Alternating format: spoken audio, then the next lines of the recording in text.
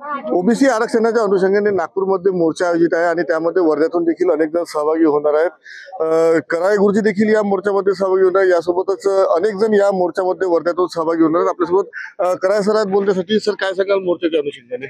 हा मोर्चा ओबीसीच्या हिताचं रक्षण झालं पाहिजे याच्यासाठी आहे। कोणाचंही आरक्षण आम्हाला घालवायचं नाही आहे। ज्यांना ज्यांची मागणी आहे त्यांना आरक्षण सरकारने द्यावं आमचं म्हणणं आहे।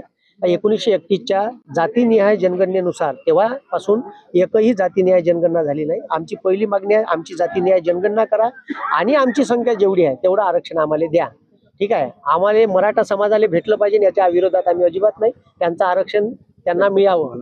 पण आमचं म्हणणं आहे का आम्ही आमच्या दौडीत जर 2 भाकरी आणि खाणारी 40 आहे, अजून लोकसंख्या त्याच्यात वाढल्यावर अजून स्पर्धा वाढन आणि EWS मधून ऑलरेडी मराठा समाजाला आरक्षण मिळत होतं त्यांचं ते कॅन्सल करून त्यांना ठीक आहे इकडं घालणं म्हणजे ओबीसीत पुन्हा स्पर्धा वाढवणं, मराठा ओबीसीचं भांडण लावून देणं हा सरकारचा खेळ आहे। आणि EWSचे मागच्या काही तुम्ही कट ऑफ लिस्ट पहा सगळ्या स्पर्धा परीक्षेच्या, त्याच्यात तुम्हाला असं दिसन का ठीक आहे EWSचा कट ऑफ PSIचा 48 मार्कावर लागते आणि तिकडं ओबीसीचा कट ऑफ हा 62-63 मार्कावर लागते। 15 मार्काचा फरक आहे।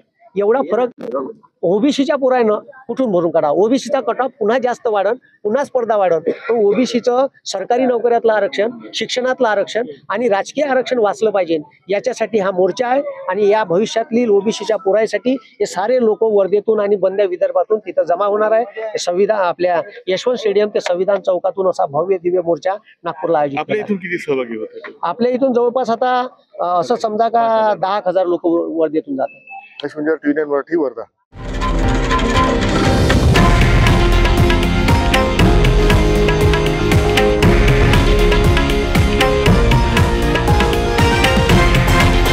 हे आहे देशातील नंबर 1 न्यूज नेटवर्क आणि आपण पाहत आहात TV9 मराठी, एकमेव।